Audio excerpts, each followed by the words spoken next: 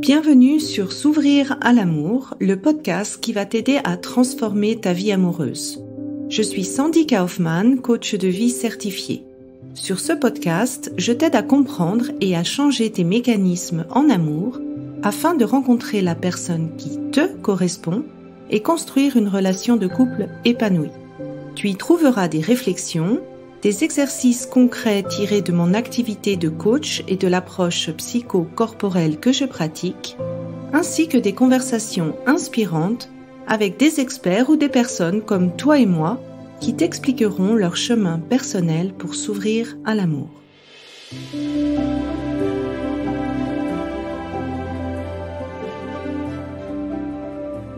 Tu écoutes l'épisode 72, Helene Lakelly Hunt et Harville Hendrix, le dialogue Imago. Donc après l'épisode 71 où je te parlais de ma vision du secret du couple qui dure, plus précisément qu'il n'y a pas un seul secret, mais qu'il y a plutôt des facteurs qui font que tu puisses définir le secret qui convienne à ton couple, j'avais envie de te présenter un outil fantastique qui s'appelle le dialogue Imago. Cet outil, je l'ai découvert au moment de notre première crise de couple avec mon mari. Et ça a vraiment permis d'apaiser notre crise et de la dépasser. Si tu veux en savoir plus sur quelles sont les 3 étapes pour dépasser une crise de couple, je t'invite à écouter l'épisode 47 de ce podcast. Et donc, pour t'expliquer, en fait, ces dialogues Imago et cette méthode, cette thérapie de couple, eh bien, j'ai invité les créateurs de cette méthode qui vont t'expliquer, en fait, comment ils en sont venus à créer cette méthode Imago en la pratiquant sur leur propre couple qu'ils qualifiaient de chaud. Qu'est-ce que c'est que l'Imago ou comment est-ce que ça se fait que notre conjoint arrive aussi facilement à nous faire sortir de nos gonds? Ils vont également t'expliquer en détail quelles sont les étapes de ce dialogue Imago pour que ce dialogue Imago marche. Ensuite, ils vont aussi te détailler quels sont les 4 piliers qui font qu'un couple puisse grandir et s'épanouir ensemble. Et la dernière question que je leur ai posée, c'est quel est, selon eux, le principal poison du couple? Donc, je ne t'en dis pas plus, l'interview est en anglais, il y a plein de pépites intéressantes. Je mettrai bien sûr dans les notes de l'épisode de podcast, le lien vers le livre dont on parle dans l'épisode et je te souhaite une belle écoute.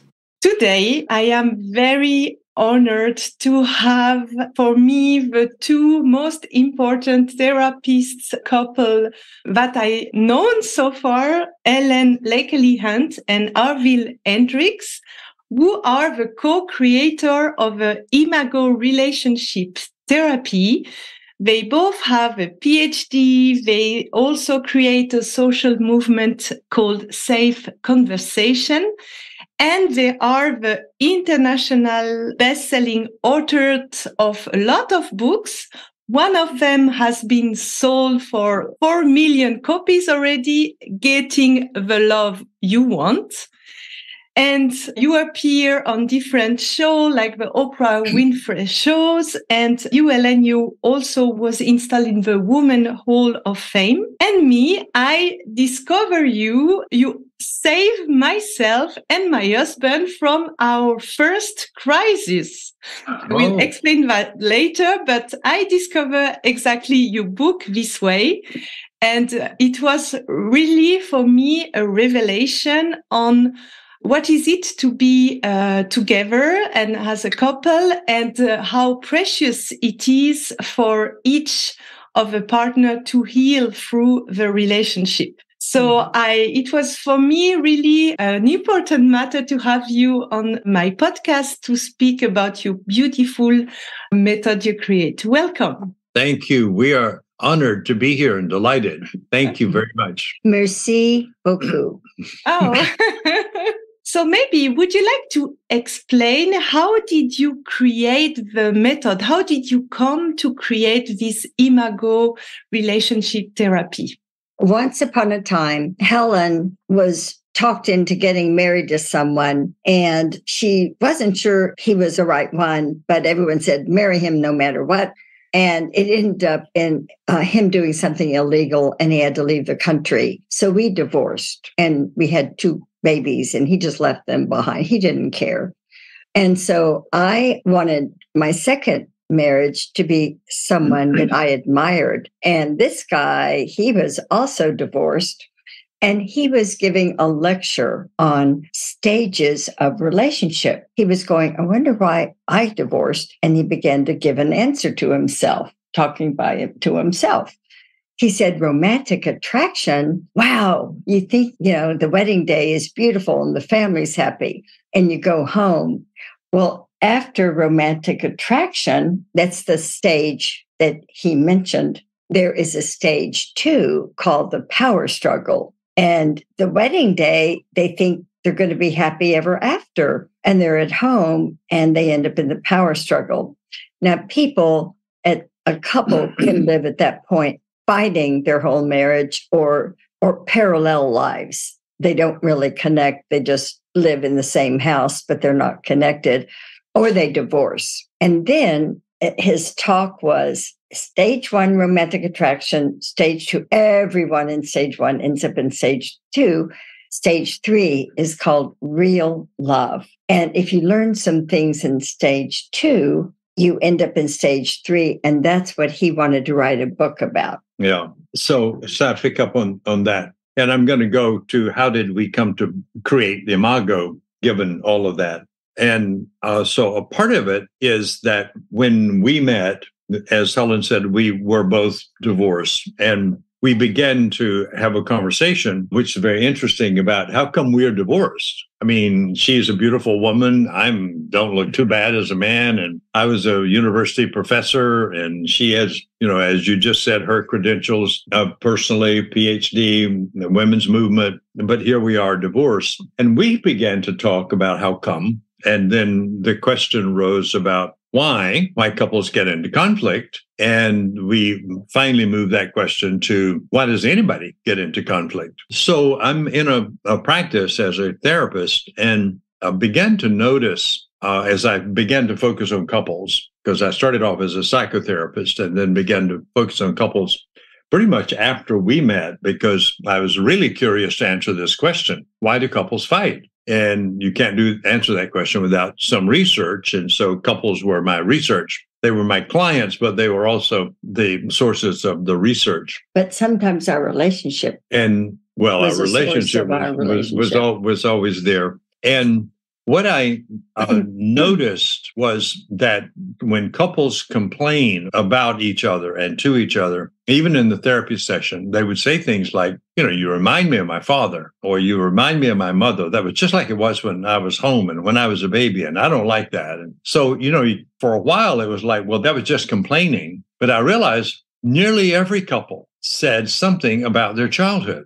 When they were fussing about or talking about their disappointments in their partner. That got us curious in how does childhood relate to, why are these couples doing this? So I then began to explore with them something about that parent that they were referring to, and found a couple of things, that there was always one parent that was more painful or challenging than the other parent.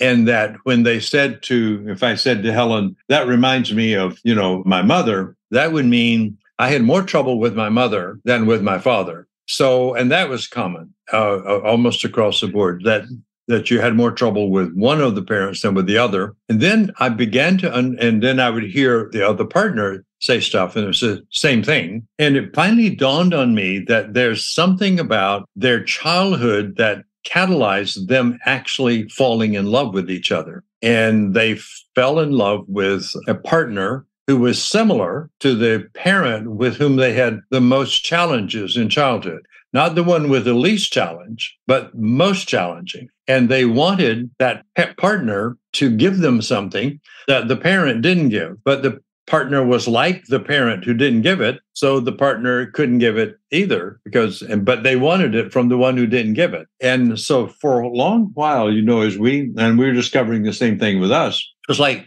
marriages are impossible because people marry people who can't respond to their needs, but they're going to expect them to respond to their needs. They're always going to be disappointed. So marriage is going to always be problematic. So we began to put that together and came up with the word image, that I've fallen in love with the person who is like a picture, an image of my caretaker. And that was way before we named it. And you remember that we were meeting together and thinking about, well, what do we call this? It looks like it's a theory. It looks like it's got to be developed. And so what are we going to call it? And one person said, you need to name it before somebody steals it. So we came up with the word, and image therapy didn't sound very sexy, but Imago is the Latin word for image. Mm-hmm. So Imago, that's got some energy in it. And I think you found the word Imago because Freud. No. It had nothing to do with Freud. I didn't know Freud used Imago until way afterwards. I went to the dictionary to see to look at the definition of image,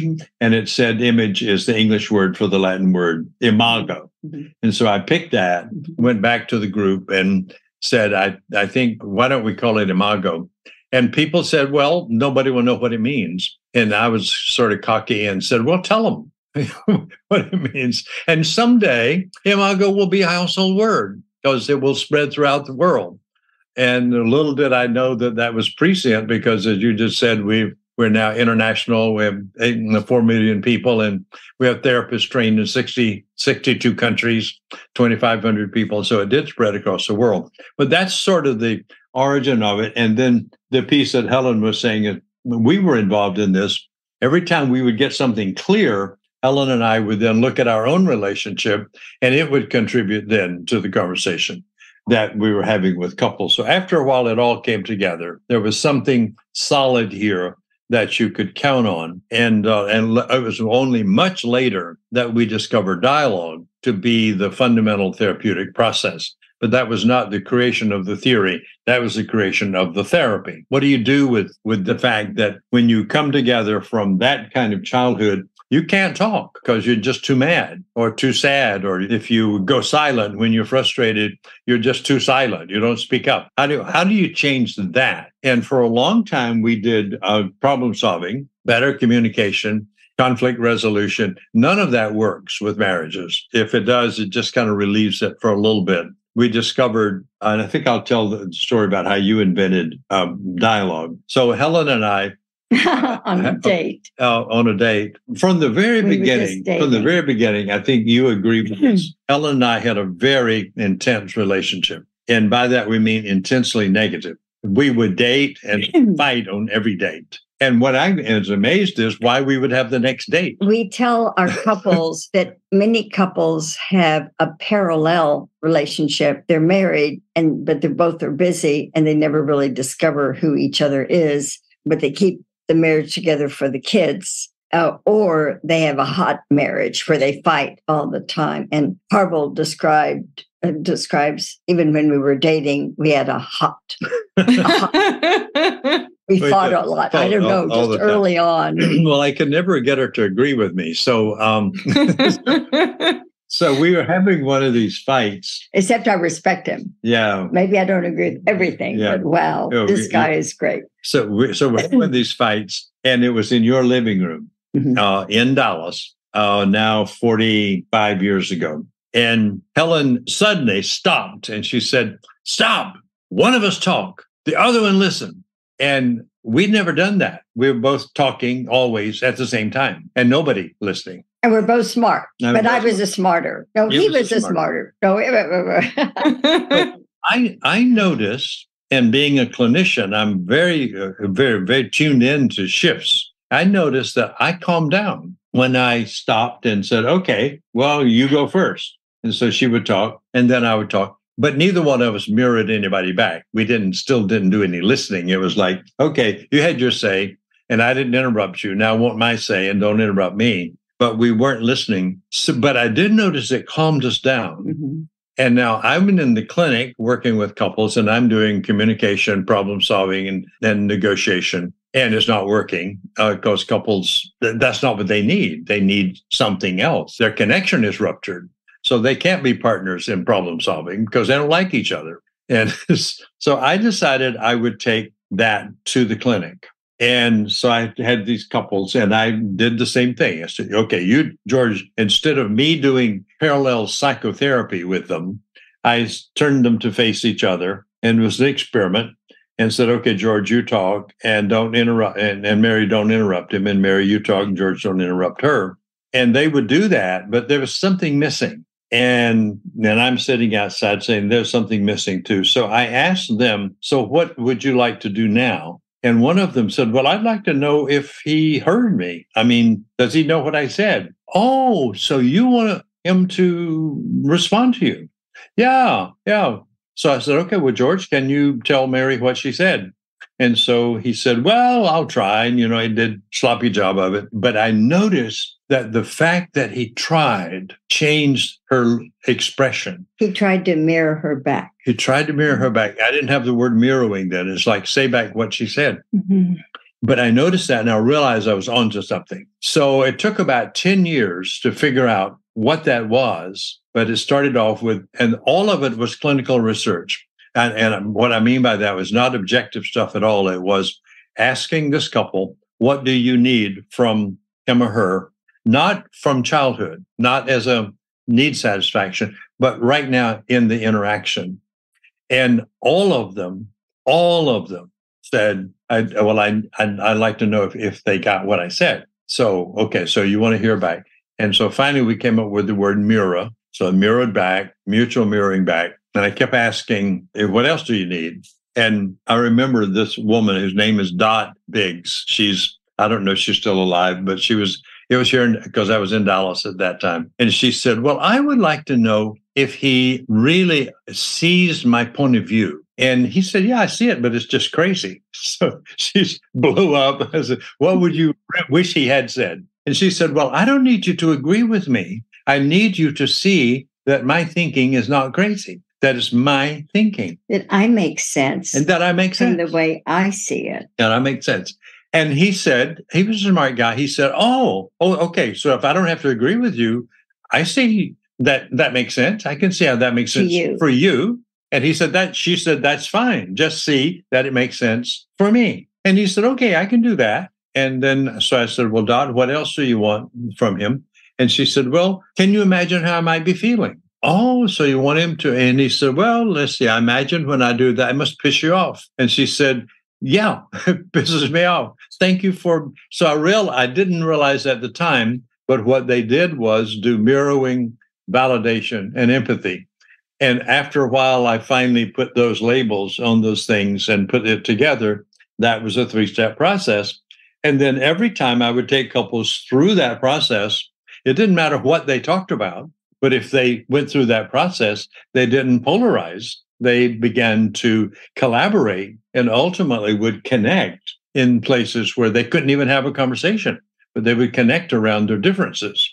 So it was about a 10-year period that all of that began to mature. Now, when Getting was first published in 1988, only mirroring was in that version, because I hadn't discovered validation and empathy at that point. When it came out, 10 years later, the second edition came out, we had finally worked out the 3 points. So if you'll notice, the second edition has mirror, validation, and empathy in it. And that became the therapeutic intervention. You don't have to do anything else, because what couples need is to connect and to feel safe with each other. And when they talk without polarizing, and they mirror and listen to each other. And really the focus has to be on listening, because that's what human beings don't do. They talk a lot. We talk a lot, but we don't listen much. In fact, you went and talked to your brother this morning in his office, and one of the first things he said to Helen was, people in business don't listen to each other. And he didn't stop and say, and I'm so glad you all are teaching people to listen. I don't think he knew that we were doing that. But at any rate, that's sort of the history of getting to the Imago label, as an image inside is triggered by somebody you see and you fall in love with them.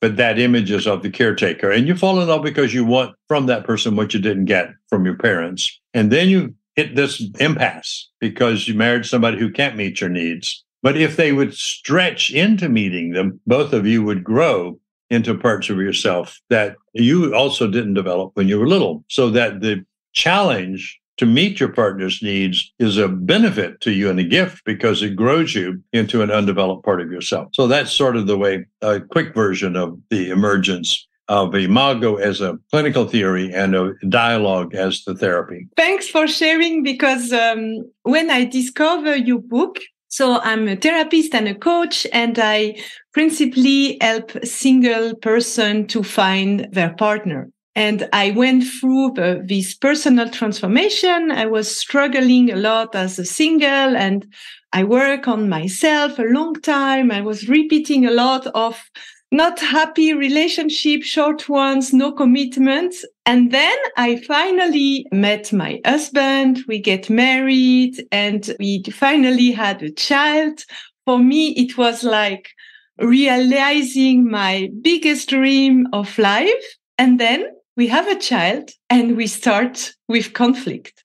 And I was so desperate thinking, oh, all the work I've done for years to make it work is for nothing. And we have our first quite regular conflict through it. And just reading that it's actually a normal process, that when a couple committed for a long time, that some other wound from the past is popping up, and that actually it is an opportunity for each of a partner to grow through that. It was like a softening on me, you know. I was thinking, oh, there is hope here. There is something I want to dig in. And the Imago dialogue that you just basically described was for me really like learning a new language, because we are coming from two different cultures. We have very different view on the education principle. And we had also a different view on what should be a father, what should do or not do a mother. And when we were talking, we were basically argumenting our side, trying to prove that we were right, but we were really like into a wall, going nowhere and not going further in the discussion. And then I read your book and I started the Imago dialogue, and just the fact to feel or heard, to feel understood, and that the other understand our point of view with empathy and validation, create a room for new solution. We were not finding solution at all as you require in the dialogue, but then the solution came naturally afterwards.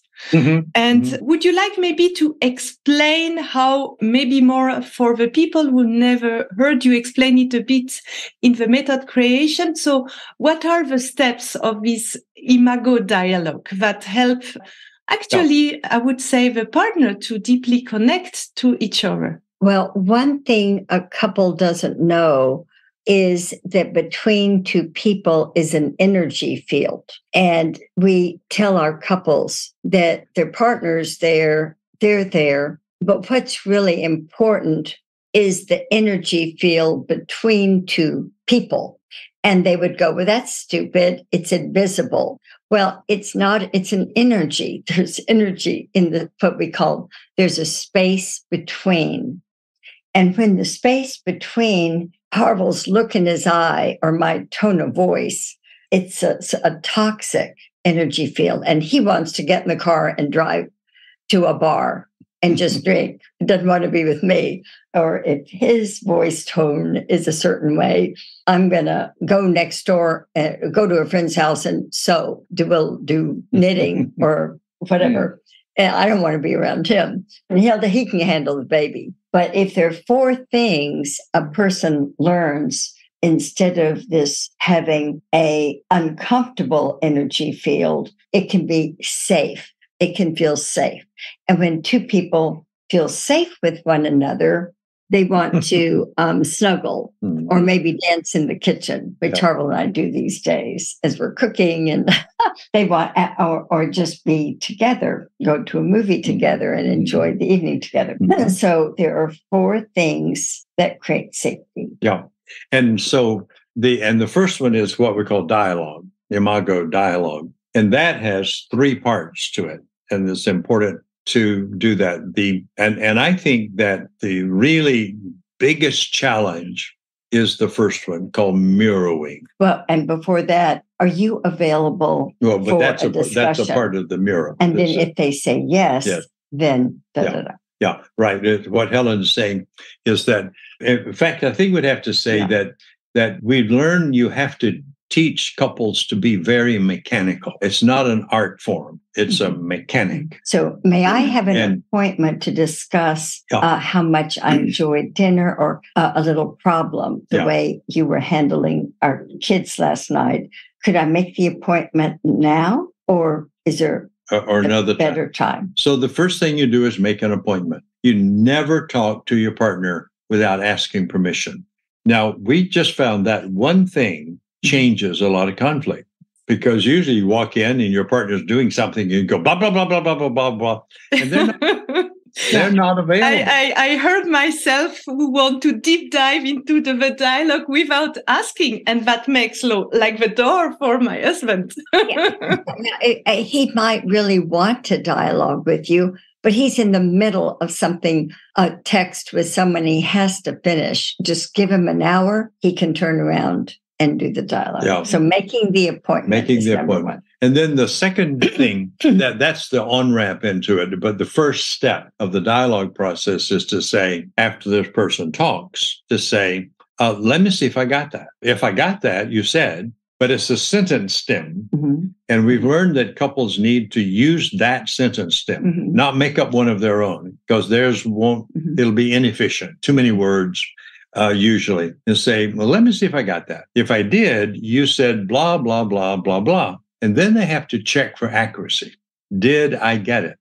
And the partner needs to say, well, then usually they'll say, well, sort of. But I also said, oh, you also said blah, blah, blah, blah, blah. Yes. Okay. So now you've mirrored and you've checked for accuracy. Did I get it? Then what we discovered just over the years, and I think, Helen, you were more active in discovering this than I was, that what couples want is to then not take turns, but for the one listening to say, so if I got that, is there more about it?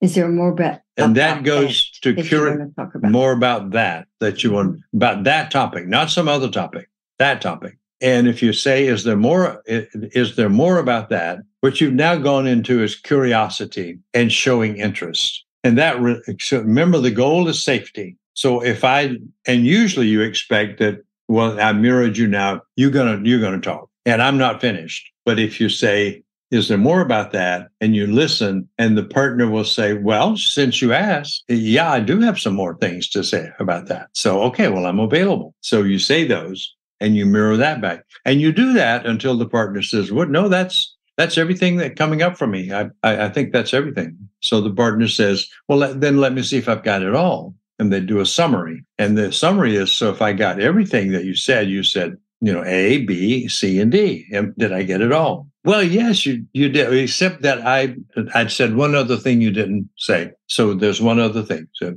it's, you just work with that until you get it all. And then you say, okay, I've got it all.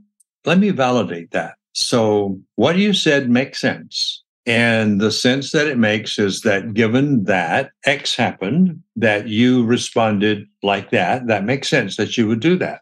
And I can imagine that when that happened and you did that, you also felt scared and then angry. Is that a good validation? Yeah. And am I getting the feelings too? Are there more feelings? Well, I felt angry and sort of foolish. And you felt angry and foolish. Okay. So now we're to the point where we say, well, thank you for sharing. Now we can switch. Okay. It seems easy, but you have a lot of bias. When we were doing that with my husband for the first time, it needs practice. Oh, yes. To become a bit more natural, because you have your own bias in the head. So I had, for example, the tendency to interpret and I was carefully listening to him, really to trying to understand. And sometimes it needed a lot of exchange until I get it. Mm-hmm. Yeah, right. And I was really willing to understand. So, and this is the profoundness of your method, because you really learn to know the other and to understand how the person is ticking and where does it come from, or past experience or vision of life. And then by going into this deepness, you take things also less personally when it happens. Yes, yes, right. And because this is one thing I want to say, because Helen had some, I want you to say, but and this took me a long time to figure out. I have to say this, even though I'm in the hot seat, all the time, that when I, or let's say when Helen reacts to me, I'll turn it around. When Helen reacts to me, instead of responding or mirroring or whatever, when she reacts, she's clearly upset. The natural tendency is to react back to her and be upset. And then you get into the fight and nobody knows what you're fighting about. But when she reacts, I, in my head, know that a memory has been triggered from her childhood by my behavior. Then I go to curiosity and say, tell me what is happening for you right now. Then I'm being empathic. And I can say, and I can imagine that I must have really upset you. I'm being empathic and I'm being curious. And now she's getting from me what she did not get from her parents, which if she had gotten it from her parents, she wouldn't have reacted to me like that. So that's the way the healing occurs. But if I don't go to curiosity and empathy, then I'll re-wound her like her parents did. But if I go to curiosity and empathy, then she gets what she needs as a human being to feel safe with me, to feel safe. So to me, that is a little, an edit in the process. If you can just not react, but go to curiosity and then to empathy, the conversation itself becomes healing. It's not like you heal your partner. The conversation changes the memory. And that's what healing ultimately is a changed set of memories. And when you learn that, then I remember when I got that clear, it was like, okay, I'm in charge of the memories Helen has of me. And if she comes in and says, blah, blah, blah, blah, blah, blah, blah, well, I created that memory by my behavior. But if she comes and says, whoa, wow, I just can't believe I married such a wonderful man, I created that memory by my behavior. So I have to decide, what do I want her to remember when she sees me? Well, I have to create that memory for her, and I have to create it over and over and over again. And guess what? As I do that, it's amazing. I like her better. It's really a paradox that I benefit from behaving in such a way that she likes me because I'm exercising, energizing the constructive part of myself. And so I'm growing as I create memories I want Helen to have of me. And that gets a little complicated. And it takes a while to get therapists to really understand. They have to help couples rupture that reactivity and then create a memory on the spot, a new memory for their partner. And the new memory is to go curious and empathic at that point. Now she has a memory of me that's different from the one that got triggered by my behavior. Am I making sense? Yes. I could speak further on that. So is that what you describe? Let's say the step 2 after the Imago dialogue? Yeah.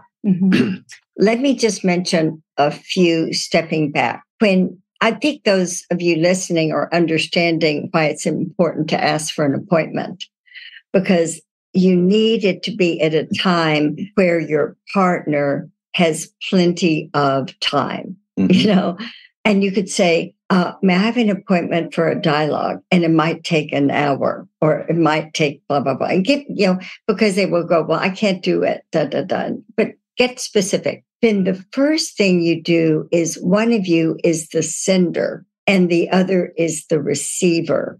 So you're assigned the sender speaks, and all the receiver does are the dialogue and the 4 steps to create safety.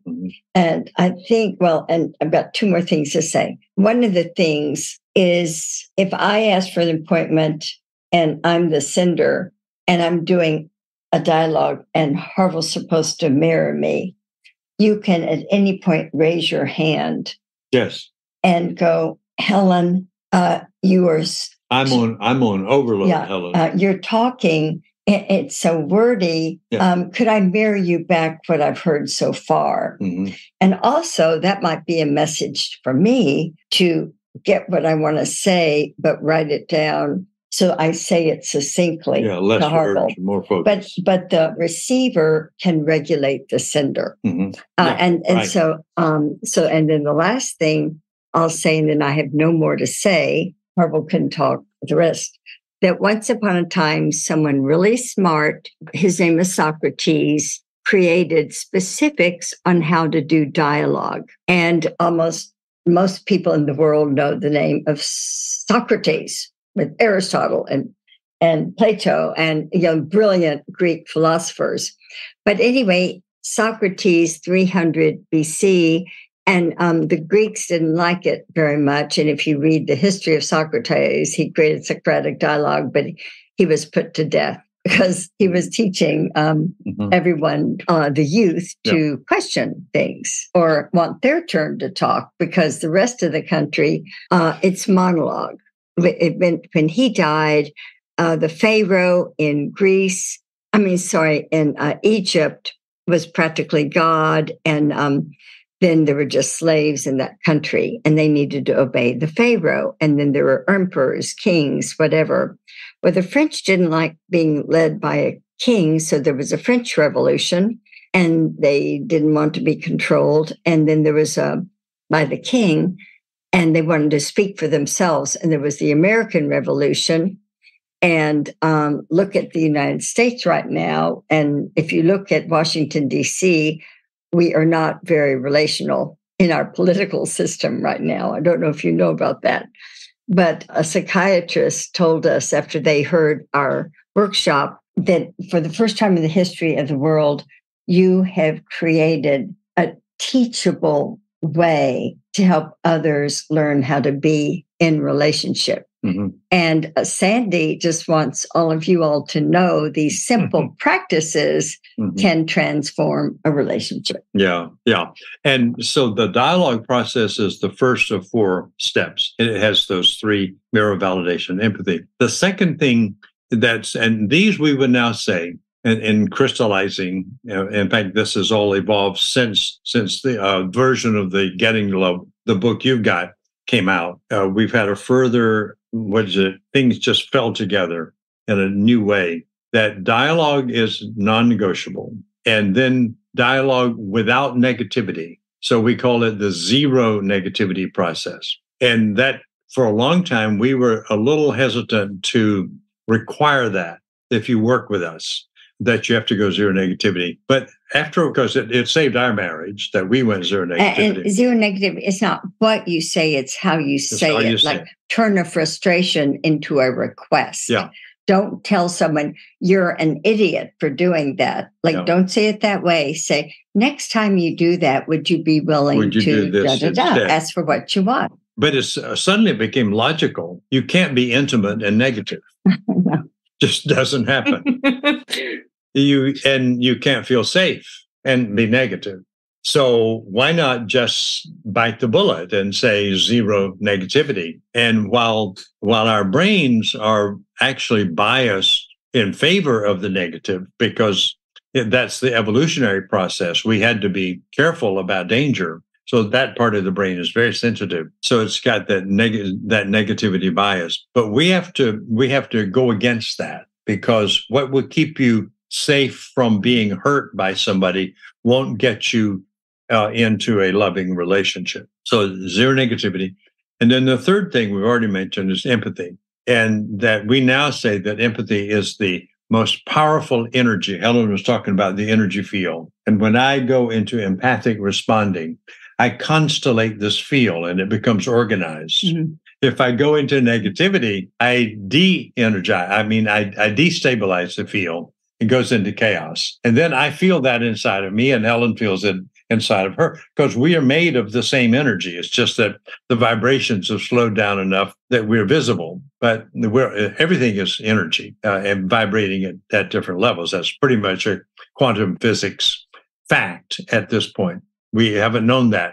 I think 1925 was when it got established by quantum Einstein and Niels Bohr and all those people. They did nothing physical and hard is actually real. What is real is the energy. And then you slow down the vibrations and you get something hard. Like I'm very slow vibration because I'm a solid. But if you speed up the vibrations in my body, I'll become invisible. I'll be an energetic thing. But empathy constellates this field positively.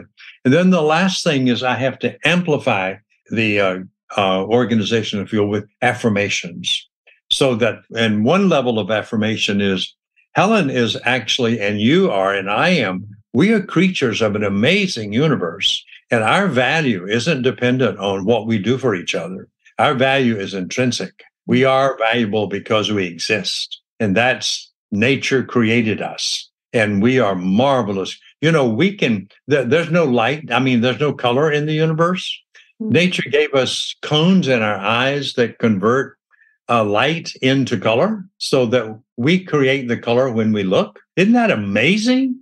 Mm-hmm. So she's valuable, I'm valuable, and we're creatures of miracles. If I add to that an appreciation, I affirm her being and just know I'm with this creature of the universe. But if I also add to that she did something for me, and so I'll add appreciations. So affirmation for being and appreciations for doing. Then I'm putting into this field very positive energy, and I'm going to feel it inside me. She's going to feel it inside her. And then we're going to want to do this and snuggle and all other kinds of things. And if that's not there, we're going to want to do this and back away because the field is destabilized and it's painful. Mm-hmm. And brains go into, it's dangerous here, and we have to get away. So that's fundamentally a dialogue, zero negativity, empathy, and affirmation. And we now are bold enough to say, if you will do those four things regularly, your relationship has to change. Mm-hmm. It just has to change because these elements create safety. And when you feel safe, then you'll feel the energy of each other.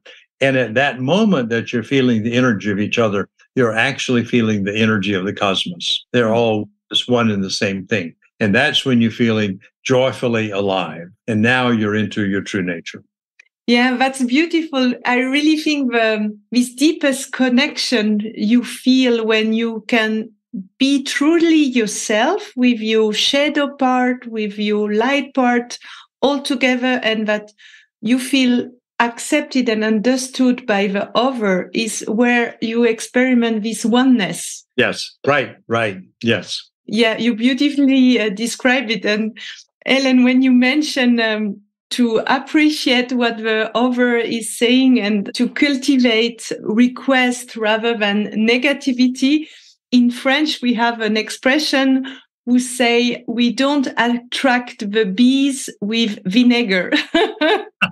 Right. Not attract the bees with vinegar. So we can just true. get that. Yeah.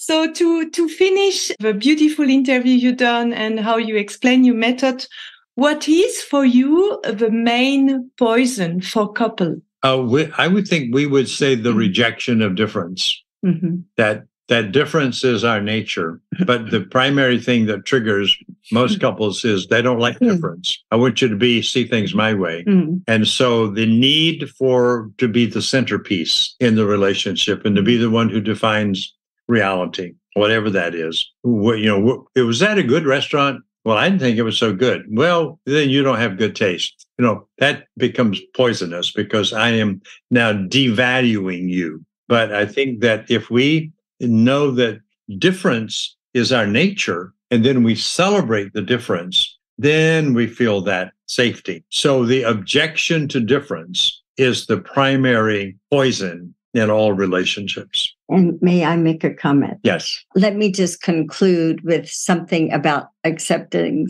the capacity to accept difference. People think, now, why would you, my married partner, do so-and-so? First, I don't like it. You know I disagree. I don't like polarization, and you just must not want to be married to me. Or that was insulting. Mm. And you sort of da-da-da, because they're different. The person can or think of it this way. Human beings are a part of nature. And all human beings seem to want to find another human being to live with. And that's our nature. And guess what? Nature is dyadic, hot, cold, dark, light, sweet, sour, fast, slow. And nature is, difference is everywhere. And you've got to learn the wonder of nature and also know that there's nothing, just because your partner thinks the opposite, there's nothing wrong with your point of view and vice versa. You just have to accept difference. Yeah. And when you accept difference, you grow a larger part of your own world. And if you reject difference, you'll stay confined into your own world and you miss a universe of beauty. I love it. Sometimes I heard Imago therapists say when someone has just blown something, that what they ought to say is, thank you for giving me the opportunity to grow and do it better next time. I totally agree. I always say, when you see these differences, to ask yourself, do I want somebody who accepts my differences and respect that?